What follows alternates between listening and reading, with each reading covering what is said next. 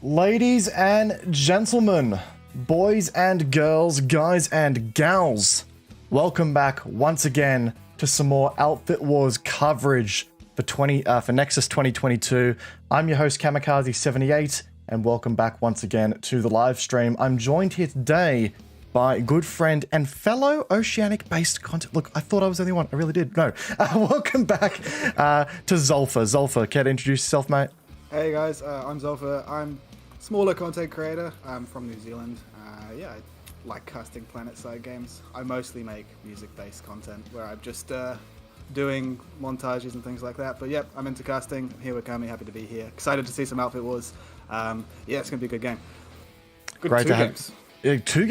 Two games today. So great to have you here, mate. It's going to be an exciting game. I'm looking forward to seeing what these teams... I think, honestly, looking at these matchups, they're going to be pretty even, but we'll get into that in just a bit here. Let's, first things first, for everyone who is a little new to the format and doesn't quite understand what we're going to be seeing here, or who's just checking in for the first time and is, you know, new to what's going on here, let's take a look at the rules set for Outfit Wars here and the map we're going to be playing on here. So we'll start off with the rules.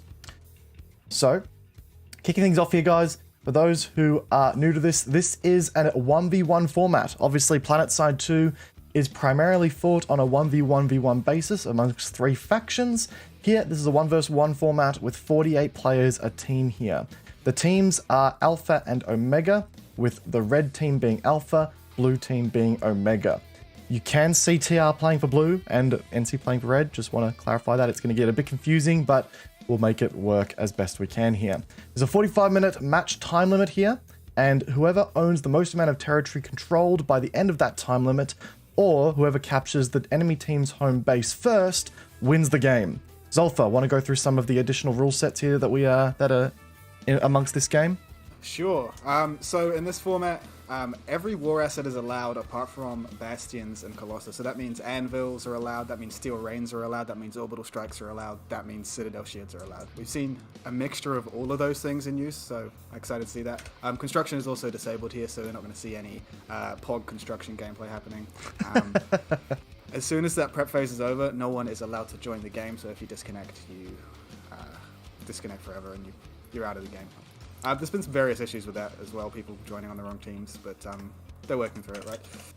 Yeah, exactly right. And it's worth pointing out as well here, guys, that there are some bugs still associated with this mode, and the developers are working very, very hard to kink out those bugs and to make this as smooth an experience as possible, but just do keep that in mind. This is the first Outfit Wars season we've played on Nexus. It's the first time this 1 vs 1 tech has been utilized in PlanetSide 2's engine. So there's a lot of working, you know, kinks to get out of the way, but I promise you, we're doing our best here. I'm sure the devs are too. Let's have a quick look over the map in a bit more detail to see exactly what we're fighting over here. So let's jump on down to Nexus itself. So, you can see here, each faction gets their own warp gate highlighted in the map in the top left-hand side of your screen there. The rules are also allowed there as well. So, 3 neutral bases located in the center of the map. These teams will be fighting tooth and nail for these in the early game. Bitter Gorge Garrison taking up the left-hand side flank there. It's a 3-point capture base with a 2-minute 20 fast capture timer. That is the same for all of these middle bases, neutral or not. So, these bases can really flip the game on their head when captured in the last second. Granite Head Reactor there, very covered by the overhead glaciers. And then you've got Arazak Satcom Hub, also known as the lobotomized tech plant. It has seen a lot of action over the duration of this season and is proving to be one of the favorite bases to fight at throughout this season as well. As we move to the home bases, these are mirrored depending on which faction you're on. So, Hydroponics Compound and Nexus Secure Substation taking up the right-hand side flank of the map here, both identical in form and size. Nexus Alpha and Nexus Omega representing the home base here. These are 1-point bases, but they have a 7-minute capture timer, meaning that if you do go for that endgame play, it's going to take you a while to get there. Argent Pass and Slate Canyon hold bases that did not get a lot of action in the first week of Outfit Wars, but are starting to see a bit more action now, also representing 1 capture point and a 4-minute capture timer. That there is Nexus 2022, guys, and I tell you what, it's been a hell of a map to play on so far. Zolfa, your thoughts on the map here so far? I Personally, I really enjoy the map, both from a caster perspective and a player perspective. I am also playing in the season, so I guess I get a bit of a unique perspective being a caster as well. Just going back to, as you said, that SATCOM hub base especially is one of strategic importance. That's the common chatter, and that's why we see a lot of action on that base, is because it covers the open ground on that bottom part of that map. And that allows your team to operate more freely with ground assets.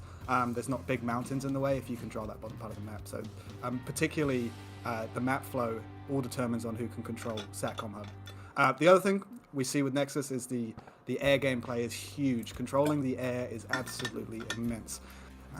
If you do not control the air, it makes it really hard for you to get onto those northern bases, especially those northern bases. It makes it really hard to maneuver anywhere, right? Exactly right, exactly. And I think the map really does play into that as well. I mean, these are, you know, very, very high-end mountains. Like there's very limited ground-based mobility on this map here. So if you're not moving by the air, you are limited in what you can and can't actually do. So it's very important to do your absolute level-headed best to just, you know, keep that airspace open for you. Keep that airspace as free as possible. Otherwise, you're going to run short of opportunities to flex and to maneuver as your opponents do. I've even seen very creative strategies, like the first ever B-Way and Vanu Sovereignty Cats match that we saw. V-Cats dropped Sky Guards just over here at Glacier, over the glaciers of Granite Head Reactor to try and dominate that airspace in the center. Very powerful play, and one that we've not seen so far yet again. So I'm curious to see whether or not we see a return of that strategy during the season. We did see a similar strategy come into play from Gobs v Pigs, I'm pretty sure. They put Hesh Prowlers up on the hills above their Nexus home base, and they just used that to Hesh down and make it really, really miserable for anyone to push out of that spawn room. It's brutal. And I think the TR in the world of armor actually gets a slight advantage on this map, because as we know, you know, general armor gameplay, and you know, I'd even go as far to say the Vanu as well here, because general armor gameplay, it's not really that important here. You know, you're not going to see that many vehicles roaming through the map hunting Sunderers, because airdrops, beacons, that sort of stuff, it's important. That's pretty much the main logistics we're seeing in this season so far. So things like Prowlers and Magrais that have a bit more use up on hills, sniping infantry from above, you see those a bit more often, but Vanguards and Chimeras, I've been seeing a lot less of throughout this season. Your thoughts? We've been seeing, that is a good point, because of the way the map's designed, it makes it hard to get big armor anywhere. So what we've been seeing, if any armor at all, we've been seeing either, like you say, Prowlers used by Anvil to go on top of the ridges, or people have been pulling Sky Guards doing the same thing, or more importantly, harasser gameplay has been huge. People just jumping into a harasser, because you can actually get the harassers into the points and be useful to capture the point. I think the armor gameplay revolves around harassers and harassers solely, because if you pull a column, it's just going to get destroyed. In saying that, I do believe there is one time in this game mode to actually pull that columners, and that's if you're trying to defend your home Nexus base and the enemy has a bunch of logistics up. The only way to get out there is a two-pronged assault from the warp gate. And I couldn't agree more. And I'll be honest, I've been seeing very little of that this season. The amount of times I've seen home bases come under siege with, you know, spawn options all over the Nexus base itself, and you know, just a reluctance, if anything, to pull armor from your home warp gate. It just means that at the end of the day, you are going to be falling short in your ability to at least flex out and try and regain some of that control of the base, because as we know, the ground, in fact, I'm going to go fly over there right now without showing the enemy warp gates here. You know, this open ground here between spawn room and the points themselves, it's just air to ground central, and anyone who has that air dominance will lock and key that area. So getting logistics up and bringing them up from your warp gate to at least give yourself more angles of attack back onto the point that you're losing is so important for these home bases. Absolutely. Yeah, the game is won and lost on these home bases. 100%. You can be going from defending your Nexus Alpha or Omega base to attacking your enemy's Nexus Alpha or Omega base within about 5 minutes in this game mode. Exactly, and I think that's also just pointing onto armor as well. Due to the speed in which the captures can occur in the center bases here, it often takes armor too long to even reach these bases before, you know, the fight's done and dusted, or, you know, they've had their moment to be impactful. So you need, like, the capture timers of these center bases being 2 minutes 20 if you own all 3 points. There's just too much of a requirement, if anything, to get on those points ASAP for armor to really be that useful, in all honesty. It's true. It's too slow. You're absolutely correct. If you want to utilize armor in any case on the base, either to gain zone control or to use them to get cheese onto the point, whatever it might be, you're going to use anvils. Anvils are far quicker, and they don't use any nanites. So exactly. You just and if you have, most outfits have subs on the bench, and our subs' job is to make sure our outfits' resources are stocked. So teams will have people stocking their resources throughout the game to make sure they have everything they need. And the use of those resources is so important too. I was watching a game yesterday, I'm trying to remember which one it was, but there was a game yesterday where an outfit didn't use any of their outfit resources, we're talking orbital strikes, citadel shields, until the very last moment. They were sort of salt orbitals, if you will. Orbitals being thrown at the opponents as a bit of a farewell, we lost the match, GG's to you guys, where clearly they could have used that a lot better midway through the match. So yeah, some strange use cases, I think, of these assets as time is going on, but also some really good ones, and it's really important to keep them stocked up for those right environments. Yeah, there's particularly good use of assets we've seen as well. Particularly in the WTech match, you hate to see it when they pulled two squads of maxes and just got obliterated. That's a particularly good case use, and it was probably the right call to make to pull the maxes, but the orbital strike just decimated it. So it's games are won and lost by correct and incorrect outfit resource use as well. So there's so many aspects to Nexus, which makes it such an interesting game mode to follow. Exactly, and I know there was a lot of love. I mean, I was also a defender of the 1v1v1 format for Desolation for certain reasons, but I've got to say, the competitiveness that's been coming out from the Nexus format and from this somewhat carefully crafted format, I must say, where it's very much focused on two outfits, who's the better of the two. I think there's something really good to that, and it's been really interesting to see how these outfits have been rising to the challenge and sort of, approaching this season with a can-do attitude. I've been loving to see it. Yeah, I'm a bit of an advocate for Desolation. I really did love that map as well. It was good fun. However, the more competitive aspect, you see something like Lane Smash. I think this game mode takes a lot of influence from the likes of Lane Smash, and that runs every year and has done for ages. Yeah. That generally is the best group versus the best group. In saying that, we have seen a few games where they have been a little bit one-sided, but that's going to happen in the qualifiers. As the tournament progresses, we'll definitely see more and more balanced gameplay and more competitive aspects, and that's what I'm really, really excited for. I couldn't agree more. And, and I think this week in particular, we have seen matches become a little bit more fair and balanced as time has gone on. The scores, I think there's a slightly tighter dissipation of the scores as time has gone on as well. So it's been interesting to see, and I'm keen to see how the seeding of these matches continues over time. Before we get into the game, guys, we've got 3 minutes left to go. Make sure, if you haven't done so already, make sure to hit the like button on the stream. It does go a long way to supporting it. And if you've got people out there who are keen on PlanetSide 2, why don't you go ahead and get the word out there, get them over to our channel here and get them supporting the stream here. We are welcoming all feedback on these Outfit Wars casts to make it the best possible experience for the final matches coming up. I also recommend checking out all of the other casts that are currently going live over on Twitch and YouTube for Outfit Wars. There's a plenty of people doing these casts, so if I'm not your cup of tea, if Zolfer ain't your cup of tea, there's plenty of other people out there providing the content you could want. Yeah, go support the community. PlanetSide community is great, and everyone's taking time out of their day to do this. So shout out to everybody involved with this, organizers, casters.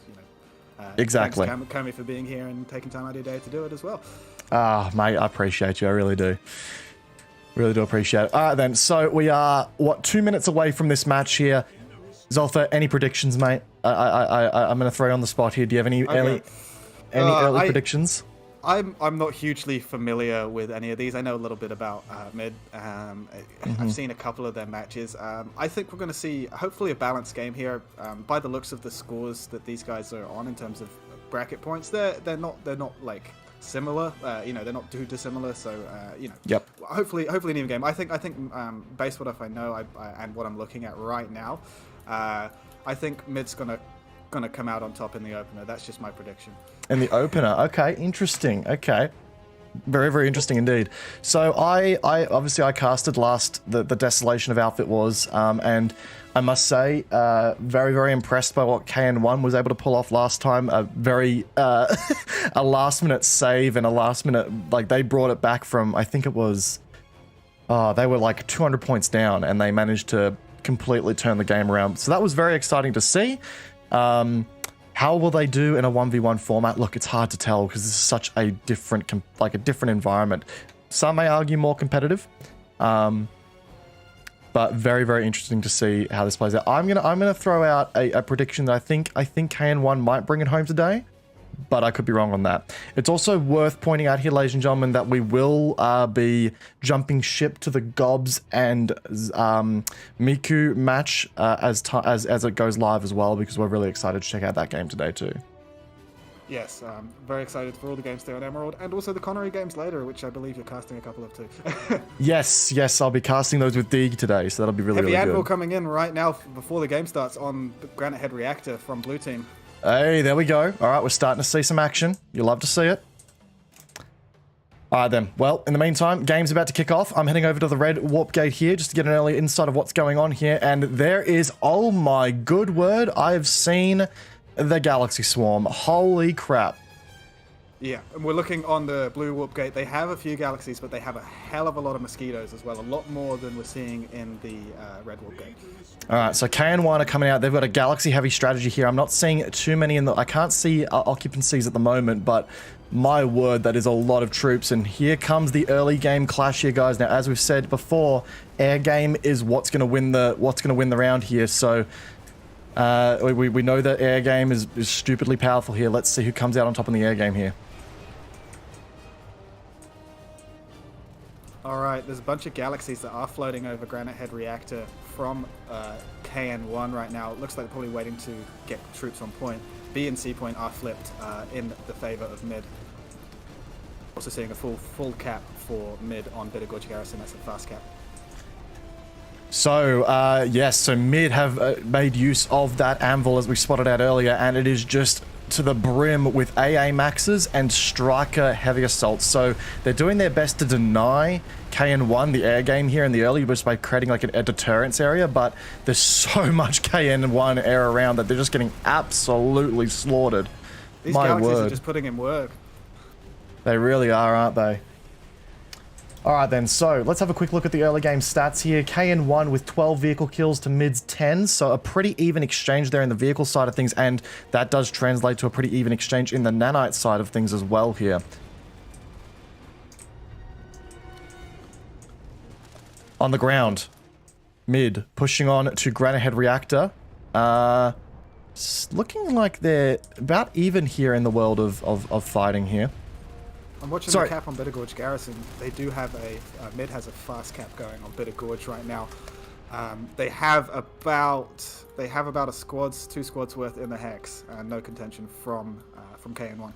I've just realized that my coloring is out. I'm just going to fix that real quickly, ladies and gentlemen. My apologies. There we go. Also broke too.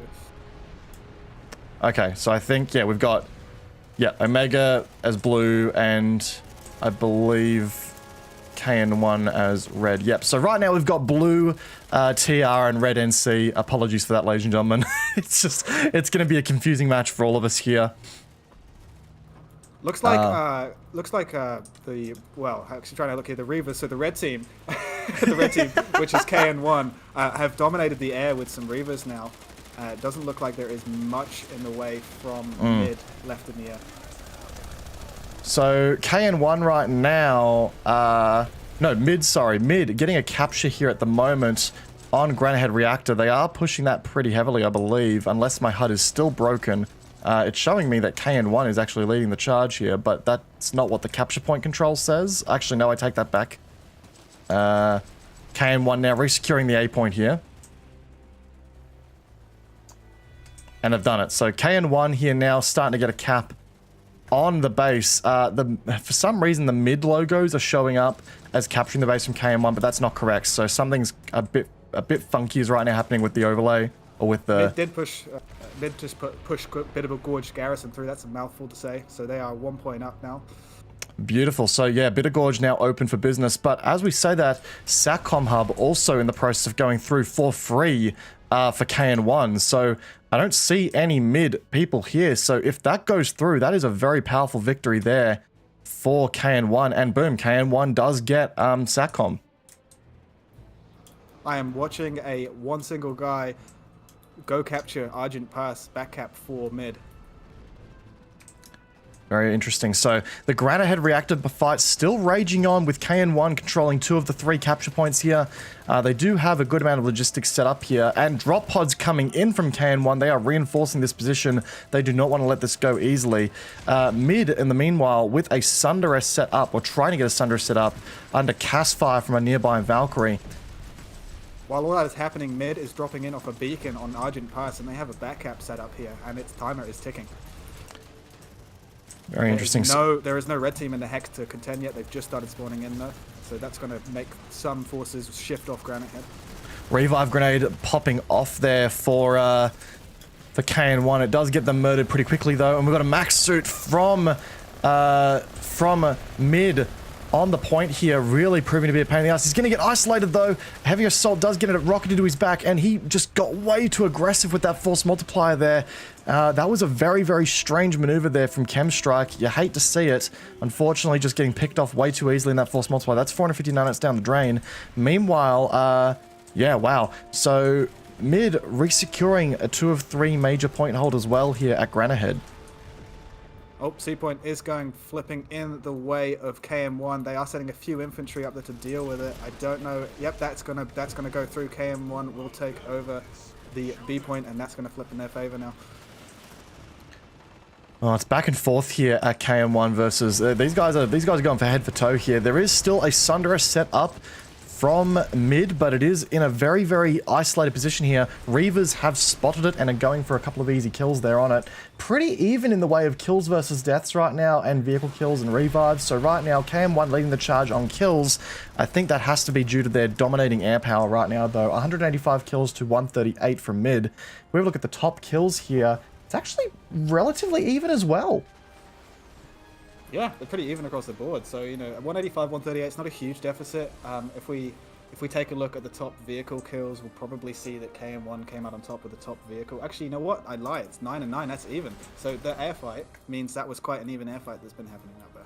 Wow, very interesting. So, yeah, okay. Bit of a back and forth here. As we anticipate, this is going to be a very even match, but it looks like KM1 is going to get the dominating hit on Granite Head. But mid going happening. Yeah.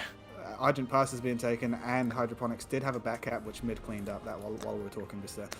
So what we're seeing here, and mid have got a solid hold on this too. Like, this is not getting picked off easily. Now, there is a beacon from KN1 set up, but that got taken out pretty quickly there. And KN1 are responding in kind with a big infantry push across the bridges. They should probably start utilizing that air cover, though, to get some back caps in or some backdrops from Galaxies. They've only got 1:30 to get on this point here, and mid are very, very encroached on that point there. Talking of which, they do have a back cap now. The back cap has been restarted on Hydroponics compound. There is not many people in the Hex, but they are beacon dropping in, so they are going to put the back cap pressure on. But that timer is 3 minutes, and mid's going to take that base in a minute. So it's about playing the timers right now for them. Exactly, and it's very clear what's going on here. There's a goal here to just cut them at the jugular, grab that home base, and call it a day here. That's what mid strategy appears to be. They don't care that they're losing Hydroponics. They've got the lead on timers right now, and they also have the population advantage here at Argent Pass. They know this. The point is technically contested. Reavers poking their nose through the door. Galaxy's present as well with what appears to be Bulldogs as well, so this is proving to be an absolute slaughterhouse. It's all down to whether or not mid have got the revives to make this point happen, and their revive stat has gone through the roof. They're on 107 revives. They're collapsing on point here from the bottom floor here, despite the air-to-ground presence. This is a down-to-the-wire point hold. You're seeing those mid revives ticking up their 107 to 79. You really saw that tick up in that last fight just then. With the top healers.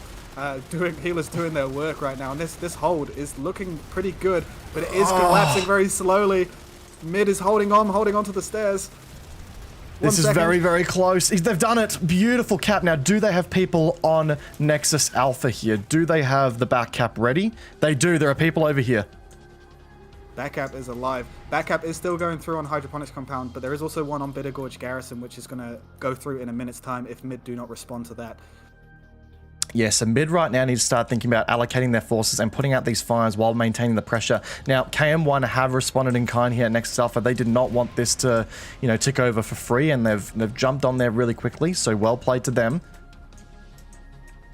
They did resecure it, so the mid had a decision to make, because even if they did take Bitter Gorge and cut them off, they can still win the game by taking that warp gate base. It doesn't matter if they're cut off. Exactly.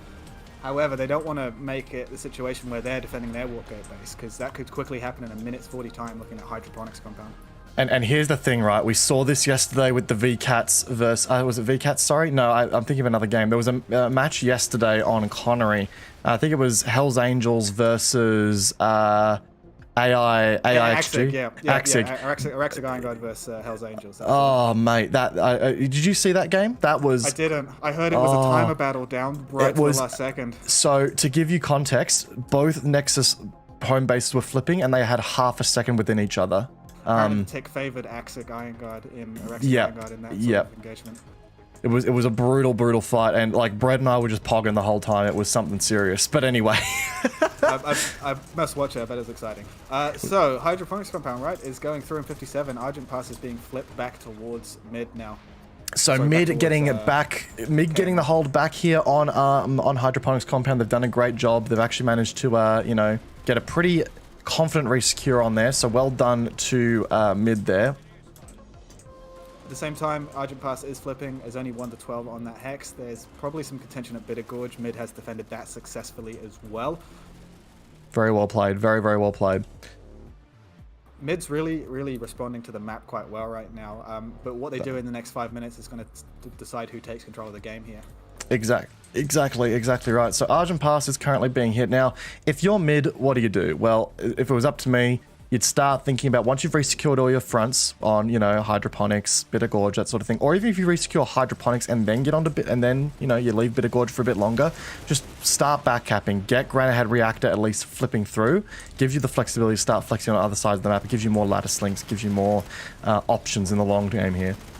Even though earlier we were saying about Satcom Hub being a strategic importance, there wasn't too much contention over that. Mid didn't really want to go for that. They were on Bitter Gorge and they wanted Granite Head Reactor. Yeah. Something to ask them at the end of the game if they want to chat. Yeah, exactly right. Chat, if you're here and you're vibing out, let us know in chat which team you're supporting here. Who do you want to come out on top? Do you want mid or KN1? Let's get some chanting going on in the chat room just here. I want to hear your guys' thoughts. So far, mid getting a solid resecure here on the A point of Hydroponics. They even have a max suit present here, which might be a bit of an overcommitment of resources here, but you know, it is what it is. While that's happening, KN1 is fully committed into Bitter Gorge Garrison and into Argent Pass, and they're flipping both of those timers back into their favor. Yeah, wow. So quite an aggressive play here from KN1 as mid have resecured Hydroponics. They've got 12 to 24 sitting there, but they need to get them off that point now. And quite frankly, Argent Pass, they need to get people off Argent Pass now too. They're going to lose a pretty key territory here if they're not careful. So mid need to start looking at a rotation immediately. And as I say that, here comes the gal drop on B point. They're going to buy themselves some time here. Well done.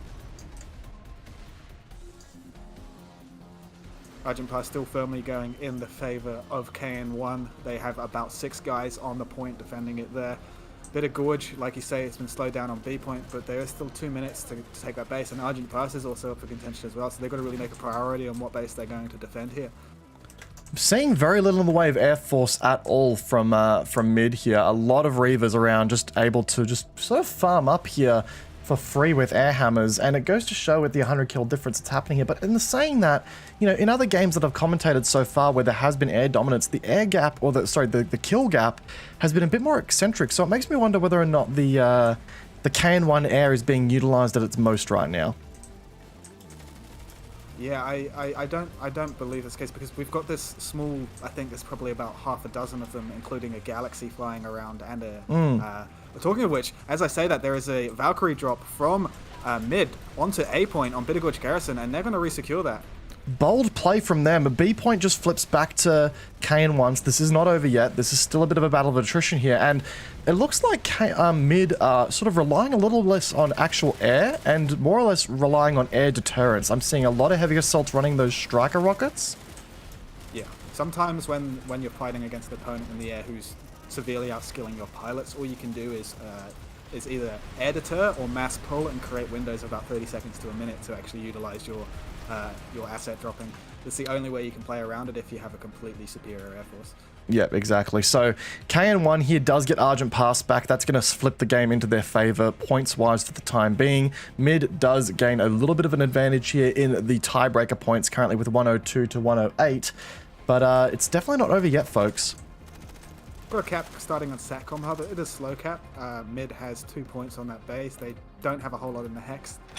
They are starting the cap, and that's going to force some players to come out of the air right now. They have Reavers landing on the roof. There's a Valkyrie sitting around too, just to kind of resecure that. So it's pulling a few players out of the battlefield. It's not a bad call to make right now. And Granite Head Reactor is looking like the base they're probably wanting to go all in on after that bit of Gorge. KN1 are focusing pretty hard right now on Bitter Gorge Garrison. People in chat are telling me that KN1 has the advantage because they're used to shooting blue, which is a very fair point. But in the meantime here, so Hydroponics has been resecured despite what the capture timer on the map may tell you. Arazak has been, that fire's been put out. Granite Head is seeing a bit of action here, but KN1 have pulled their forces out. And in fact, they've pulled a pretty significant force out here entirely to try and just resecure that. So clearly they're just playing for the map control right now and for the points on the tiebreaker, you know, points lead. So, well, I mean, they're in the lead right now. They don't want to do anything that's going to jeopardize that lead, and they're just going to sit tight, defend the base as they can, maybe stick for a back cap or two. Yep, exactly. It's about what MIID's going to respond with, because the game's still open, it's still close. All it takes is one base to flip. Yeah, exactly right. So as we see here, MIID currently resecuring Bitter Gorge Garrison here, and they've done a good job at doing so. Hydroponics is on the offensive again, which we love to see. If we're just talking about those logistics, if I just show you the top spawns. Yeah, let's have a look-see. I'm just seeing if there's a way we can make it show us more stuff. I think I've had to chat Varunda. He is keen to get spawn domains into the overlay, but at this stage, no such dice. I'd be interested to see what our top performing weapons are on each team, actually. That'd be interesting to see. I'll have a look at the top weapons coming up. So, oh, here we go. So interesting. We've got the God Saw. Wow, you can tell that the KN1 guys are experienced NC players, and of course that Air Hammer coming in at second place there as expected. Nothing to be well, nothing unexpected there. They're actually fairly even in terms of kills, even though that the air dominance is proving because there's air hammer kills. But the kills are fairly even, really. There's only a couple hundred in it. Exactly, and I mean, if you look at the, if you were to, because obviously KN1 just given free air dominance right now, they're just able to sort of roam around with air hammers. If you remove the 61 kills that the air hammers have gotten, then there's only less than 100 kills between them in the infantry game. So infantry-wise, there's actually a lot of back and forth happening right now. It's just that unfortunately, you know, MIID are just sort of letting KN1 have free airspace, which ain't exactly the best thing you want to see in this kind of map, but it is what it is. 19% of those KN1 kills coming from the air. If you just saw in that little stat that popped up there. No, that definitely shows a clear divide between the superiority. But MIID's doing a good job at creating those windows of opportunity for themselves. They are, and as we've just seen that, 2 Valkyries dropping in from MIID there. Make that another one, sorry, but they're all getting shot down pretty haphazardly here. Just so much air coverage here from KN1. MIID are trying to back up onto sort of long stair lobby here, but it's not really panning out for them. They're just running into a flurry of Godsaw and Jackhammer fire, as is the true NC way. Yeah, of course, and as you say, live free in the NC. They're used to killing their own own people, so it's very easy for them to aim onto blue people. But I figured they'll be seeing red opponents if you said it's an enemy versus ally anyway. Yeah, exactly.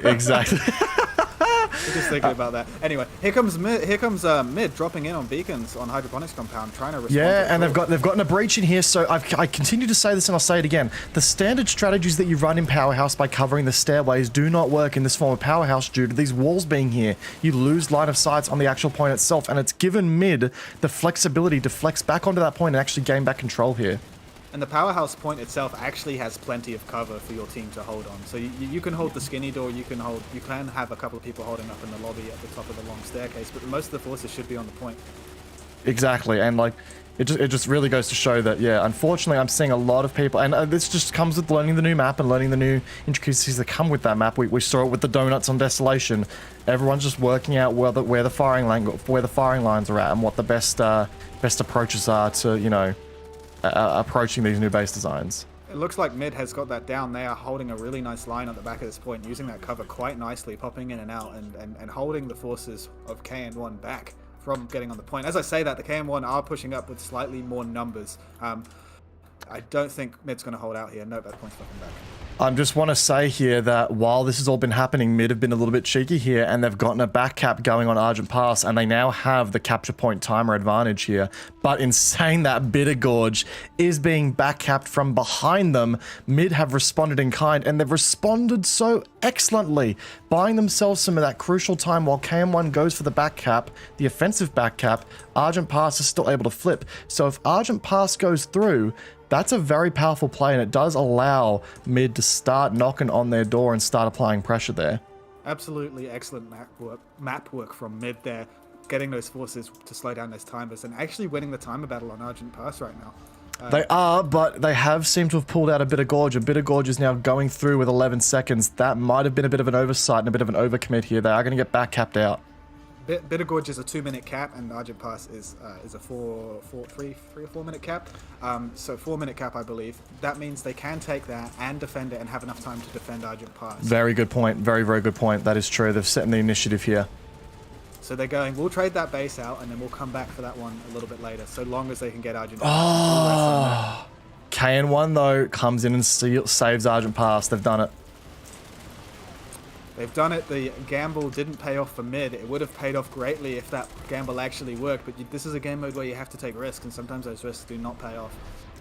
So that does give KN1 the territorial advantage here, and it does mean that they're now able to start applying a pressure to the home bases pretty willy-nilly if they start those back caps aggressively. Bitter Gorge, though, is seeing some good rotation value here from mid, and they're on the A point. They've got it contested, but there are Reavers just there proving to be absolute pains in the asses here.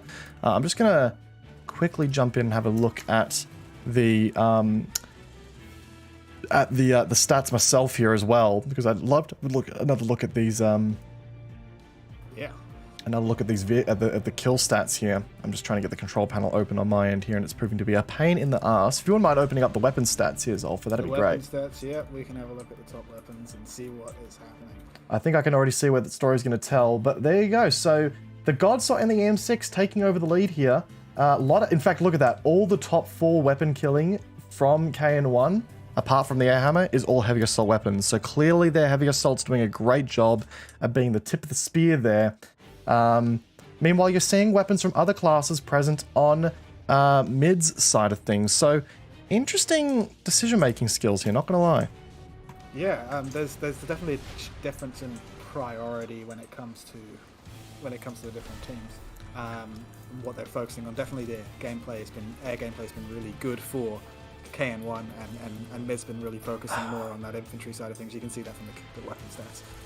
I'm gobsmacked. Mid are capturing Argent Pass again. They've done it. Mid has redropped on Argent Pass, and they have kept that base because that timer was still alive. So they can let KN1 sit on this base right now while they take Bitter Gorge Garrison back. Okay, ballsy play, and I kind of like it. Well done to mid. They've just said, screw that, I'm going in there, we're taking this back, and it paid off. That risk paid off.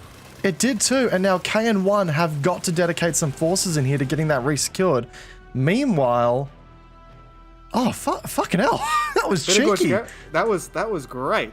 Wow, Love it. Bit of Gorge what a- Garrison C point is flipped as well. So they're for mid, and mid's got a squad or about half a squad on C point. Bit of Gorge Garrison. Looks like they're going to resecure. So if you're KN1 now, you look at the situation, you go, okay, I clearly, oh my god, it's not over yet. Hang on a second. They're on Nexus Alpha right now. Mid are going for Nexus Alpha. They've decided, all right, nope, we're gonna force your hand here. So here's what you do now as mid. Obviously, this is a ballsy play, but I don't think you play for the win here. What you do is you play for time and you play for the attention. While this is happening, while you're applying that pressure of, hey, you guys may lose this game right now if you don't kick us off this point, just starting fires everywhere. Put people at Satcom, put people at Granite Head, put people at Bitter Gorge. Just gain back that territory control and that advantage, and you'll immediately win the game. And it's also worth noting too, with that cap on Nexus Alpha, and if they continue to harass Bitter Gorge, I don't think KN1 can take Argent Pass back. They don't have the connection anymore. No. They don't have the connection anymore, so they can't take it back. They're wasting their time there because all they're doing is keeping 1 point flipped on Bitter Gorge, so they can't flip Argent Pass and flip in Nexus Alpha. That is big brain. This is beautiful. There's some big brain strategy, some 4D chess being played by the platoon leaders today. That is as people in chat are saying, this is some big dick energy right now. You love to see it. Well played, very well played. Incredible map gameplay. If you look, like I said before, like showed before, is the top killers there, the top killer frags on each team are very, very even. They are. And you just take into account the map play that mid's doing. They're actually playing the map slightly better in this later part of the game right now. They are, and if you look at this, the kills are actually starting to even out now as well. Mind you, mid is in a defensive position in a lot of the places they're fighting at right now, so they can continue to hold this. And every second this timer dwindles down here, it buys mid more time to do some more damage on the other ends of the map here. Again, I don't think they're playing for the win here. I think they're just playing to get some of these map points back, which is a very, very powerful strategy. They didn't really commit to this hold. There wasn't any maxes holding this hold, but what that did allow them to do was put them on the front foot to retake Granite and start the Satcom hub cap. So they've put themselves back on the front foot by going on the aggressive there, which is a really ballsy move. It is, and I really respect that. So 58 seconds left to go on Satcom. I don't see that flipping unless KN1 get a redeploy on here ASAP. Granite Head also going down at its max speed, but KN1 have responded in kind. Slate Canyon was backcapped by KN1, or at least at the time it had started, but that's since been isolated and dealt with. So Mid has just dropped 2 Valkyries worth of people on the Granite Head reactor there. Looks like they are fully committing 3 Valkyries now, fully committing onto this base. KN1 dropping a small force as well on Satcom, but it's just not going to be enough, I don't think. They've got one guy. Theorem shuffling his way to the point. He does manage to break that line of sight with that opponent, but he comes into another. He wins it. He's managing to re-secure C point here. Can he continue to fight this? Oh, there's shotgun on shotgun action. He's outnumbered now, and he's down. Well played there to Drunken Wisdom. Very, very good in buying some time there for his allies. C point has been neutralized as well by KN1 here, so it's down to a 1 minute capture time. This could be a really good maneuver here to re-secure that time. While that's happening, KN1. we've got 15 seconds left on the Granite Head reactor for the cap on mid, which was going to put them in the lead of the game if they take both Satcom and Granite Head reactor.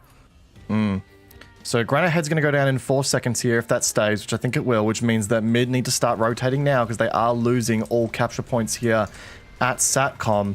C's being re-secured by them with a couple of people on there. They're doing their absolute level-headed best. But man, it's not over yet, chat. It is not over yet. A point and B point are flipping for Granite Head reactor, but it's a little bit too late from KN1 to do that. They got here a split second too late, and they are flipping the points back now, though. But that point differential there, we've got 4 points. Gosh, we have 4 points for KN1 and 5 points for mid now. Now, mid have redeployed onto the B point here. They've got the rooftop, so how are they going to do this? How are they going to start, making moves back into the building itself? This is a tech plant construction, remember, guys. This is very difficult to work with. That said, that they're coming in through the primary balcony here. That could give them easy access to A point and could start allowing them to reflip the point here. KN1 do not have a big force here. Slate Canyon hold is being flipped by KN1. They have a small force of players on here, maybe a squad's worth, maybe a little bit less. No maxes, the hold isn't super solid, but they are flipping that point back. We have a full commitment here on Satcom as well by mid. They've got pretty much their full force here from what I can see, with the exception of the Slate Canyon hold at the moment. But that's going to give them Arazak here. They are flipping C point down. I don't think KN1 have got the momentum to reflip this again. Well, KN1 looks like they're committed up into Slate Canyon, and they're probably going to go for they're making sure Argent Pass goes through, making sure Granite Head Reactor goes through. So they're just not want to. Oh, actually, I lied. They are dropping right now on Satcom Hub. That is KN1 dropping on the top. Is it too late? Oh, it might be too late. It's too late. They were a split second too late to defend this base again. Oh. They've just been arriving. Like, if they were arriving 5 seconds earlier, that would have stopped the cap. Yep, exactly. So what does this do? What is the state of play here? Well, we know that Satcom is going down, but Nexus secure substation right on cue starts getting hit. So Slate Canyon's still under siege as well. Mid need to worry about that for sure. Granite Head has been neutralized and it appears to be... Actually, no, I take that back. It might... I'm just going to cut over there and... The HUD is being a bit funky with that one there. No, so KN1 are in the process of resecuring this, but Mid have redeployed in kind, about a squad's worth of people here coming in to secure that. Mid's also... redeployed one person with a beacon onto secure substation to start a back cap to stop KN1 resecuring Satcom Hub. Excellent. It's going to buy them about 20 or 30 seconds. Actually, more than that, because they're dropping more players, and it looks like a whole squad's coming here on the Nexus secure substation, and there is a bit of an infantry fight happening now. KN1 will secure the point for now. Mid is still here causing trouble though, which is going to hold them up. All right, substation. Yep. So substation now full blown engage here, as we can see, ladies and gentlemen. KN1.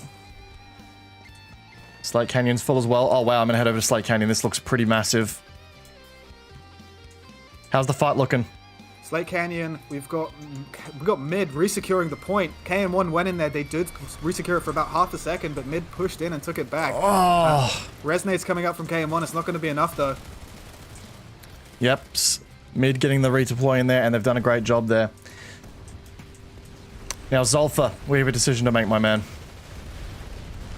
Do we want to watch this game out or start the other one? Oh, it's so close, isn't it? This is so close. I don't know what to do. I don't know. Chat, what do you want us to do? Yeah, chat. Let's hear it, chat. So, chat, Gobs and Miku is commencing right now. Would you guys like us to stick it out here on the KN1 versus mid match, or should we head over to Gobs and Miku and see what's going on over there? Let's hear some thoughts in chat, guys. While this is all happening, Mid is resecured Slate Canyon hold. They are securing Nexus secure substation right now too. They do have less pop there, but there is a cap going in their favor. We're staying here. We're going to stick it out for this one. The chat has spoken. That's fine. We'll stick it out for this one. This has been a very close. This is a great game. Yeah, I was not expecting this game to be this close. So this is very good. The kills on either side, still there's a differentiation between here on mid and KN1 here, about getting up to 300 now. But if you look at the revives, nonetheless, and if you look at the butcher kills and the MSWR kills, there's more work being done on the infantry side of things here by comparison. So yeah, mid really holding their own here. Oh, and there goes a waste of 450 nanites for KN1. That was a brutal kill on that max suit. Didn't even get to fire a shot off. Severe revive differential, as you were saying, 577 to 375. Top revives is taken out by KN1 though. There was one medic on KN1 doing some work. We'll just get that guy back up again so we can give him a shout out, because that man is doing some work for KN1. That man or woman, should I say. Yeah, exactly. Toggle off is doing the work. 17% of their revives from one medic. Yeah, and 10% from Science Pirate TR as well, so great job to him as well. The point reflipping and being resecured by KN1 here at Nexus Secure, which is once again, I think, just a sort of a symptom, if you will, of the outfits holding the wrong angle. But then again, KN1 full redeploy out here to Nexus Secure substation. Granite Head Reactor also going down here. I did not notice this. Granite Head Reactor is going down. It looks like there is a committed force from KN1 and they're doing that, but mid's also just probably going to resecure that if they have any time to do so. I would imagine. Mid are running. They are foot zerging to the B point here, trying to buy themselves some time. There are drop pods falling in left, right, and center. 15 seconds. They still have time here. They are running up the stairs. There's only one guy on point. They've been met in the face with a bunch of butchers and god saws. It is a heavy assault on heavy assault. Eight point is flipping back. Oh, the rotation from KN1. Beautiful. Have they got people? Have mid got people in the area? They do not. It's stalled. The time is stalled. It's going back towards mid. They clutched it at the last second. Wow, what a play. Holy. They clutched that last second. That was beautiful. That was beautiful. Well done. Mid's bringing on a show today. Mid's playing a very good game today. KN1's putting on also a very good show. We're seeing two balanced teams. KN1 obviously taking the edge on terms of kills, but Mid playing the map in a much more formidable way. So KN1 did manage to get the points back on here. At Granite, they've resecured it. But then again, guys, this match has been a 4-5 split the entire time. Now, KN1 have won on the tiebreaker points, as we can see, 261 to 239. But that doesn't tell the whole story, guys. Those are only for seeding tiebreaker points. This game could still go any way. KN1 now definitely insecure of the game. They are 5 points up at this point. So all it takes, there is 11 minutes left. All it takes is for Mid to flip back Bitter Gorge Garrison, and looks like that's just happening right now. Drop pods are coming in. They're doing things. As I'm thinking Mid should do this, and they're already doing it. Look at this. This is magical to watch. Now, here's the important thing to keep in mind now, ladies and gentlemen. We are now into the final 10 minutes of this game. Both of the home bases are out of play. You cannot you actually cannot cap these in time now. So now it's going to come down entirely to who controls the map here. Those top weapons again, 14% of those kills are still air kills for KN1. Still putting in a lot of work. Noticing that there's absolutely zero as well in the way of max suit kills, making up for less than 1% of the max suit plays here. And I have seen a few max suits, which suggests to me that the heavy assaults that are on play here are just doing such a great job in mitigating those max suits when they do emerge. 1% apiece on both sides for their kills are only max kills. So yeah, the heavy assaults are putting in the work from both sides. The kills are quite high. You notice in these close games that the kills go above 1,000. You know it's a close game when there's almost 1,000 kills on each team. Very, very true. Now, KN1 taking off a 1,400 though. Yeah, so KN1 have officially axed Mid. We love to see it. You know, they're used to, as we know, they're used to shooting blues. This is just their efficiency coming through here, but yeah, exactly. So, Bitter Gorge Garrison still a back and forth here. It does lock out Argent Pass from being assaulted, which is what KN1 need to isolate here. Nexus Secure Substation is under siege though, and it's a relatively small farm. I'm just going to go check that out real quickly here. We do have a couple of Valkyries. There's only one mid guy on the point for Nexus Secure, but they say there is a Valkyrie in the air. Yep, and credit to KN1 here. They recognize that, you know, Bitter Gorge Garrison, if they let that go and come over here, like they're just gonna end up losing capture points anyway. So Mid right now need to make sure that they don't let Bitter Gorge Garrison go too willy-nilly, but they also, if they capture Nexus Secure Substation this late in the game, that gives them a lot of freedom here, and I think KN1 are recognizing that with a couple of redeploys out here. We've got ourselves a timer race right now. Hydroponics Compound has been flipped by KN1. It's a longer timer than Secure Substation, so the times are quite different. Secure Substation will go through before, but it'll be interesting to see what the teams are going to do to respond here. So it looks like Bitter Gorge Garrison is, there's currently 66% population here. And I apologize, I forgot to put the big map on here, ladies and gentlemen, so I've just done that for you guys now. Bitter Gorge Garrison is flipping in favor of Mid quite aggressively. Despite the 27% population, there's still not a max speed cap timer here, but KN1 Mid's got the upper hand right now because they are flipping more bases. So KN1 has more bases to defend. They are only flipping one. You say, so KN1 are definitely going to get the resecure here on Nexus Secure. It looks like KN1, Mid are playing exclusively for Bitter Gorge, going for that additional lattice lane to start assaulting people through. How much pop Mid just drew back to that base from KN1. That's going to give them a bit of an advantage for those guys because they're going to have to redeploy and get back to Bitter Gorge to actually help that out. Exactly right. And you know, looking at this base too, Mid have got a pretty even spread of people across all the capture points here. They have identified where this match is going, and they have they've played this very, very well. I'm curious to know all their eggs in one basket. Exactly right. I'm just going to jump out and quickly check out the stats here for top weapons again. I'm curious to know, because someone just made a very fitting observation in chat that it looks like the KN1 air game has sort of slowed down. And if you look at the kills, that does appear to be the case here. There's a gap growing in the infantry domain as there was to the air to ground game. It looks like KN1 might have relinquished some of that air game and moved it into the infantry side of things. Yeah, the domain kills, they were sitting at about 20% on air beginning of the game, and that's dropped. It's sat at a consistent 14, so they have held a bit of an air presence.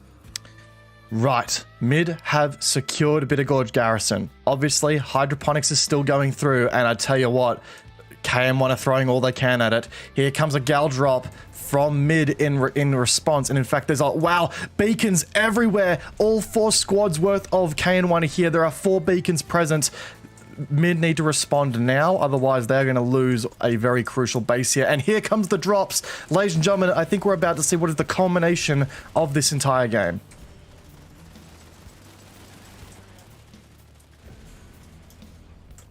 It's 22 seconds left on this cap. 5 Oh, points. the orbital strike coming in from KN1. They've been waiting to do that all game, I imagine. We're talking about use of assets, and we haven't actually seen a lot of asset use apart from the beginning and the end of the game between these guys. You know what? I think our friends over at MIID have decided to let that one go because they have started fires at Nexus Secure and at Argent Pass. It's an interesting play here. It's a bit of a risky play here from MIID. I don't know if this is going to pay off. KN1 now in control of the game because they hold the most bases. With 5 minutes to play, it's a tricky situation to be in for MIID. Nice work from KN1 resecuring that, and now they are in the lead and controlling this game again. Yep, exactly right. So, very ballsy play from MIID, noting that if they do get if they get Nexus Secure and Argent Pass, that does put them in control. And it looks like they've split their forces dead set down the middle. If I was them, I'd start setting a fire at Granite Reactor as well now. Yeah, they definitely need to get something going here. If they start a fire at all 3 bases, even hydroponics compound to start the resecure there, that's going to really separate the KN1 forces and force them to pick a base. And the base that they don't pick, they can go all in on. So KN1 have reacted quite well here. They're already resecuring Nexus Secure. In fact, I can't see much in the way of MIID forces here. I don't know where they are. The population is showing up on the map, but it looks like they're relying on a bus, and they're bringing max suits in, which I don't know if this is the right play here, to be honest. That bus is in a really, really dodgy spot, and it's really slowing down their troops from getting to the actual point that matters. So I don't know if I agree with that strategy so far. Meanwhile, and strangely enough, there's KN1 guys at Nexus Omega. They can't cap that base in time. I don't know what they're doing there. There's no point in even... They're just flipping it to try and maybe make MIID make a mistake to over-allocate. Yeah, playing the mental game here. Agreed. I think Argent Pass has got about a squad of MIID on it. It's going through. KN1 and not responding in a huge way. So that's going through for them. Substation's been resecured, and now MIID is having SATCOM taken off them as well. What are the logistics looking like at Argent Pass? Because right now MIID have got a spawn up here, and it's driven the majority of the KN1 forces to respond. But in doing that, I feel like they've picked the wrong base here, because again, MIID did not really have the right flexibility there, and it looks like KN1 have sort of decided to redeploy out to Argent Pass as a result. And I'm looking at this, and I don't think MIID are going to be able to hold this. Just reading the chat. Thank you, Diamond. He reckons it's to prevent a back cap on hydroponics compound. That's why they started. Yep, good call. Something we both didn't see. Yep, no, very good call. So a quick rundown of the status quo here, guys. Right, so we've got 3 minutes 30 left in the game here. MIID have been playing this extremely well, but now SATCOM is being capped for free, which is that's going to really set the scene here. So Nexus Secure Substation is currently out of play. They cannot get that back in time. They can't get Hydroponics Compound back in time. If SATCOM Hub goes through, in fact, I think if Granite Head's the last play that MIID can make. In play right now. Yep. And SATCOM. Defend SATCOM and take Granite Head to win the game. That's the win condition. Yep. So, yep. KN1 defends this base, and if they defend Granite Head, they win. If they take Satcom, they win. But if KN1 defends Satcom... Oh, and guess what? Mid know it. Holy mother of drops. I just witnessed the entire team come falling down onto the points here. Now, that air to ground is back in force. We're starting to see it here from KN1. And they only need a slow cap here. They can ride this out. They only need 2 minutes here. They do. That is true. So, there seems to be that understanding from KN1 as well. Now, what's happening? So it looks like mid have resecured Satcom. They've done a good job there, but... Oh, I don't know. They're going to have to be quick, and they're going to have to really play this fast. They need to redeploy in right now. They need to secure these points ASAP. There's only 2 minutes left to play on the clock, and it all comes down to the Granite Head reactor. KM1 has resecured Alpha and Bravo point. Mid has got no logistics here on the Granite Head reactor, which is making it difficult for them. Here comes a Galaxy, though. Big Galaxy. Is it going to be a big gal drop? It is a big gal drop. There is not a full Galaxy, but there is about 8 people dropped out. So KN1 are currently squeezing them out of C point as well. If they're not careful, that capture point timer is going to start flipping aggressively the other direction, and it is going to write this base off for them as well. I don't think, unless they get on here now, I don't think this base is going to go through unless mid flips on all 3 points. Here. I think KN1 have just secured the victory. They both teams realized this was the win condition for both of them, and they both went all in here, and KN1 came out on top right now. And look, 20 left. Yeah, and look, noting the kills and the weapon kills that we've seen for this game so far, look, over 174 God Saw kills here. Let me just see if I can bring these stats up for the stream here. Thank you. There we go. So yeah, obviously, you know, with KM1 representing over 1,600 kills here for this game, it's clear that they had the more dominant killers in this match. And it just goes to show that, you know, at the end of the day, I mean, look, B point is flipping again for mid, and I see them, they've got A point there. C point is still well held by KM1. I don't think they've got the time now. It's not going to be enough time for them to do this now. There's only 39 seconds left in the game, so that is a victory for KN1. Yeah, and look, mid have Iraq's KN1 right back, so GG's, they've both played this very, very well. What a close game. That was beautiful. That was a very tight game here. And again, guys, it's just a testament to what this mode can do after you get those initial seeding rounds done. Yeah, and the game changed. It was back and forth the whole game, and exactly that's what we want to see. Just going to flick through a few of the stats there for you. Vehicle kills on the side of KM1. There, obviously, KM1 kills them. Yeah. Also, heals. We can go to the other game now. I'm sure I'll find out what zone ID is as well. Yep. No, that'd be great, mate. GG's all. Beautifully played. Beautifully played. What number are we going to? 0. Match 0. Boom. Alright, ladies and gentlemen, we are now switching over to the Gobs vs Miku match, so do bear with us while we get some overlay stuff set up here. It will not be long. I'm just loading into next. Yeah, me too. 6, 5, 5, 3, 7. Whoa, okay, this is an absolute slaughter. So, Gobs currently on the point here. I believe this is Gobs. Yes, it is Gobs. I'll get you the overlay link. Thank you.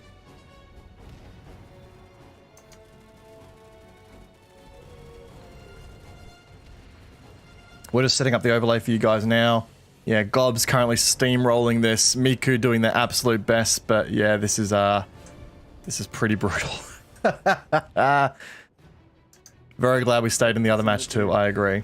Oh wait, that's the control code one. Guys, if you enjoyed the coverage here, make sure you go ahead and hit the like button on this stream. It does go a long, long way to supporting the content that we're doing here. It gets the video out, which this will be a VOD. It does get it out there to more peeps as time goes on. So make sure you're supporting the stream here by hitting the like button. It does go a long, long way. If you want to support the channel even further, consider a channel membership. Here comes Miku in a massive armor column. Like we were saying earlier, the only way to use an armor column is out of your main base. And look at this. That is beautiful. Have you got that access code for me? Oh, there it is. Yeah. I'll send you the access code. Thank you. Sorry, I got it. Should be what we need. 1 second here, chat. While this is happening, Miku's doing a good job at moving this armor up. They haven't lost too many units. They're shelling the hell out of this point right now. Some infantry now getting out. What a beautiful... Look, I do respect a good armor play. I really do. And this is what we were saying earlier. Now, obviously, that Citadel shield there, kind of brutal, actually. And that is actually Miku's Citadel shield. And Gobs are using it to their own advantage. That is not fair, I gotta be honest. That is kind of brutal. Quick look at those domain kills right there. A bit of air from both sides. Yeah. Bit of max play from both sides. Bit of armor play from both Surprisingly, some Maxu play from Gobs. I would not have expected to have seen that from them, but more armor play from Gobs as well, which is an interesting statistic to bring up. Oh, definitely. I think they do have some strong players that they brought in for particulars and who do play armor and air as well. And Miku is just a mixture of a bunch of Connery guys, just bunch of Connery players who just wanted to play on Emerald. Yeah, exactly. And look, respect to Miku for coming out and giving this a go. Wow, this is brutal. I'm seeing a few known names down here that I know, and I feel bad for these guys because I know them. yeah, and I'm noticing a bunch of very high skill players on the Gob side of things that I recognize as well. We've got Cryptic in there. A-Flick's even playing in here. Hello, A-Flick. Nice to see you. Been a while since we've seen A-Flick in the scenes here. We've got, yeah, a whole bunch of guys in there. Hailstorm, NC, I can see. Low Graphics is cheating is in there. A lot of very high skill players on the Gob side of things here. All this armor. Look at all these nanites just parked up here, ready to go. Here comes a Gobs max push into the top of the triple stack through the double back doors, and that's just going to wipe out the Miku push coming through this powerhouse. Oh, look at that. Brutal stuff here. And once again, that NC Max. Hailstorm in a max suit. My god, the Bushido side of this game is going out the window here. Hailstorm just absolutely mincemeating the Miku guys up there. We've also got a Defector Max in play here. But he's unfortunately being a little bit bullied here. Yeah, I mean, there's a severe differential in the class of teams here because Gobs is a very, very scary team. They train a lot. Yep. And Miku just shows up on the day and plays like a social football team or something.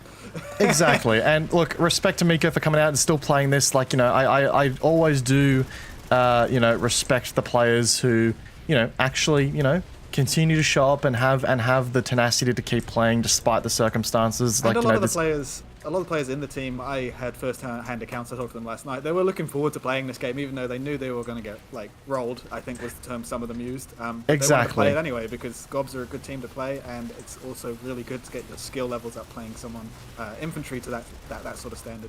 Exactly right, and you know, yeah, big respect to everyone who's at least, you know, doing their absolute best to, you know, play as best they can, and you know, coming out and just embracing the format. It's what you love to see. It really is.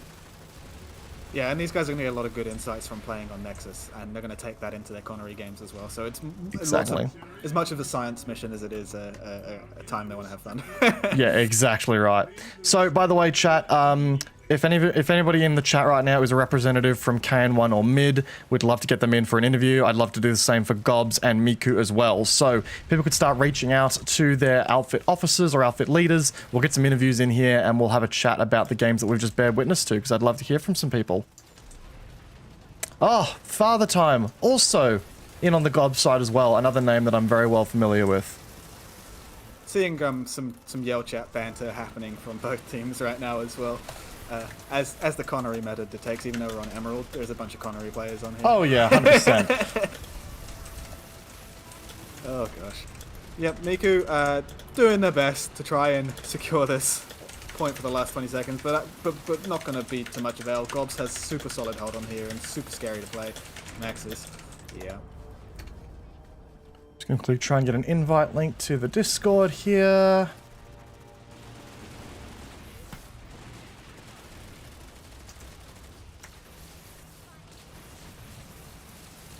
There's GG's going in chat. Goblin Jumpers, no surprises there on the victory. That'll put them in good stead for the next match. So yeah, we'd love to see MIID, KN1 representatives as well as Gobs and Miku representatives in our Discord, please. We'd love to get some post-match interviews in here. So GG's to everyone involved today. That was a lot of fun to see, and I'd love to get some folks into our waiting room here. Oh yes, I'm excited to hear because we didn't see the first part of the game. I'm excited to hear what that first part of the game was like for Miku and Gobs. I want to see how that. Sorry, Gob. Their tag is Gob on this one. They traditionally have many tags. Fiji, Gobs. All of the above. Beautifully played. Beautifully, beautifully played. So, well done to Gobs for winning that game, and also well done to KN1 for coming out against Midfit. But I tell you what, if you look at those scores there, that is beautiful. That is so, so close. You'll love to see it. So we'll have a look here at the runnings for the matches here and where things left out. So Goblin Jumpers obviously taking out a dominating victory against Miku.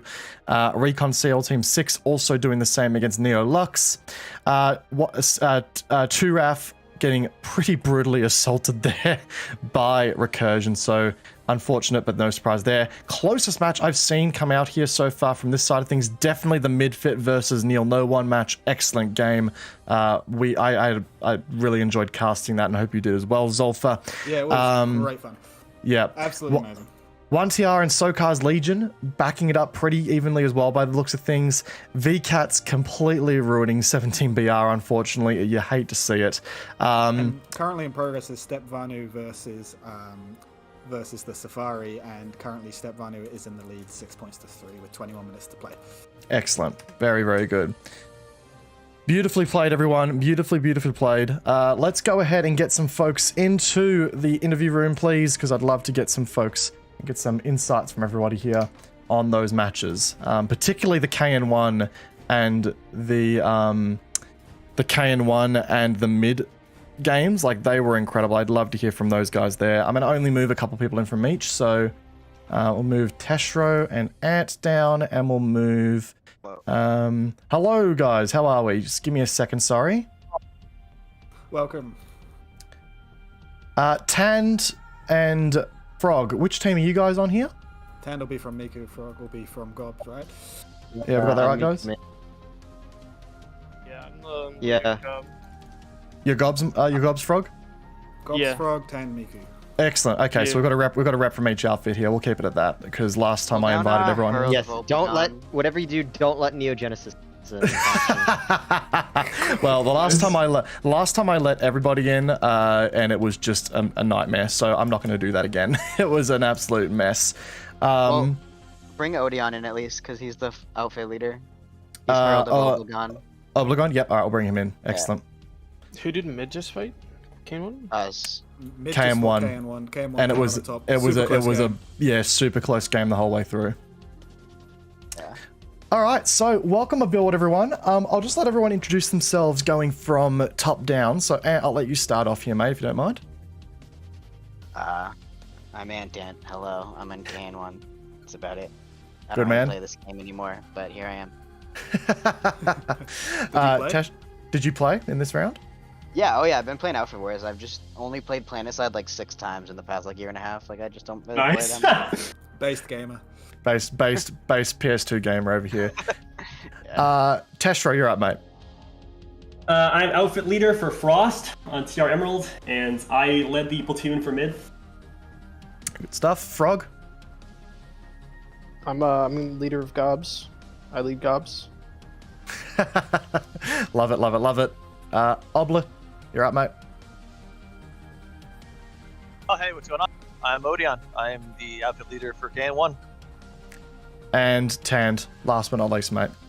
Hi, I'm some guy on the Miku team who got convinced to play because Fed said he'd give me cookies, and I never got the cookies, and I got farmed for it. So I'm here to lodge a complaint against Federic One. We'll run that one up the flagpole for you, Tand.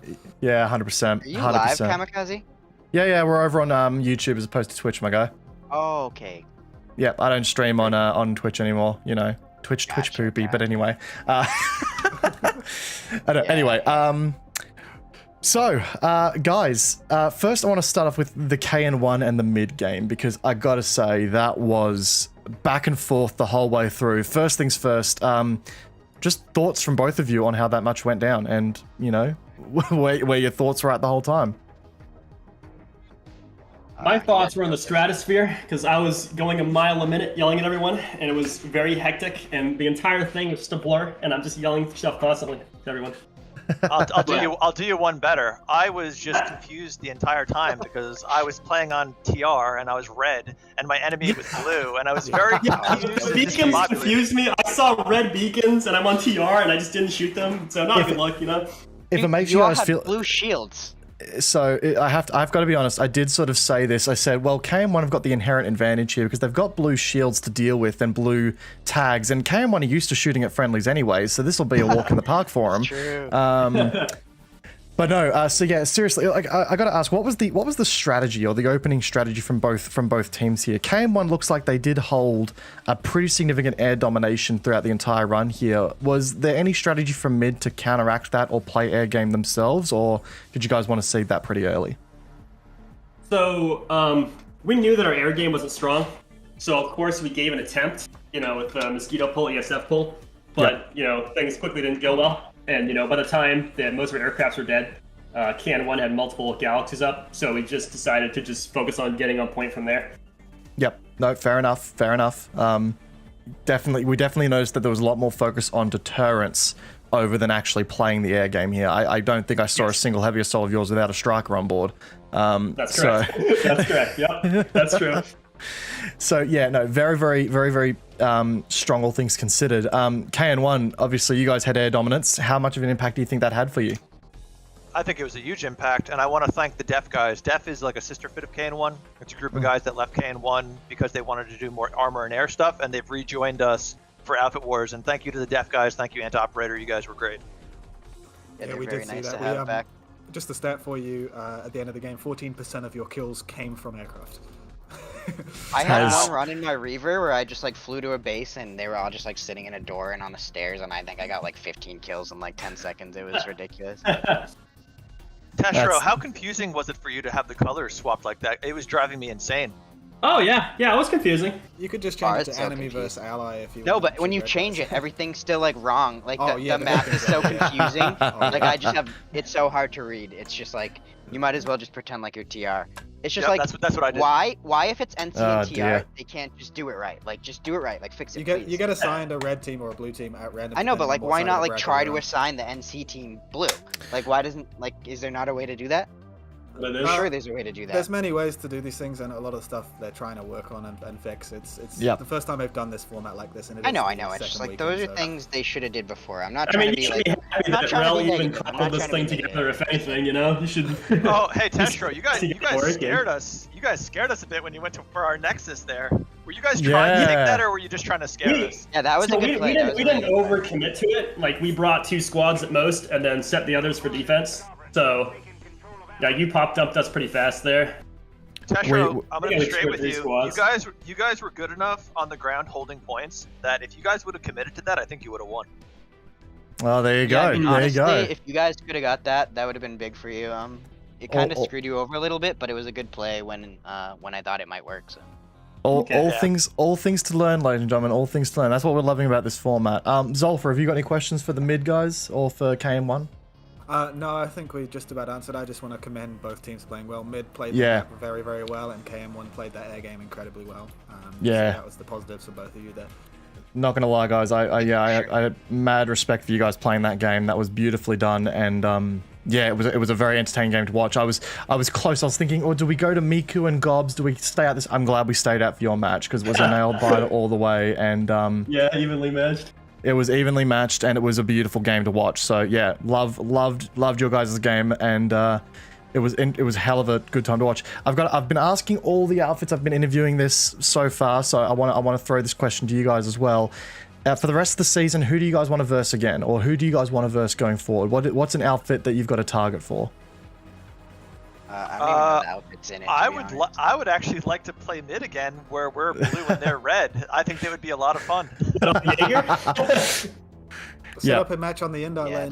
There's a dual lane Indie lane. You can do a practice match with each other on. I did have a lot of fun playing these guys. It was fun. And mid, thank you for the competition, and also thank you for the good sportsmanship. You guys were really respectful in the yell chat, and I know that's not to be expected from every single outfit. If you think that I was reading yell chat, you got everything coming. But yeah, I'll take the compliment. Nah, well done, guys. It was very, very good. Thoroughly enjoyed it, and thank you guys for putting on an excellent match.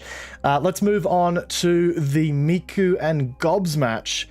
Guys, opening thoughts. We got there pretty late, so we didn't get a chance to see most of it. But what was the opening strategies? What were the thoughts? What was the play from both Gobs and from Miku's side of things? Frederick demanded we all pull sky guards. He threatened to find us and strangle us to death in our sleep with his Miku plushie if we didn't pull a sky guard at the opener. So I'm gonna have to have a word with Frederick here because it sounds like this is we could barely even hear him anyways because he had just Miku music blaring over comms the whole time. So like we couldn't hear anything. We just kind of heard Skyguard pull. I really wish I could say I was surprised, but I'm not. Like, you know, that sounds like Frederick. That really does sound like him.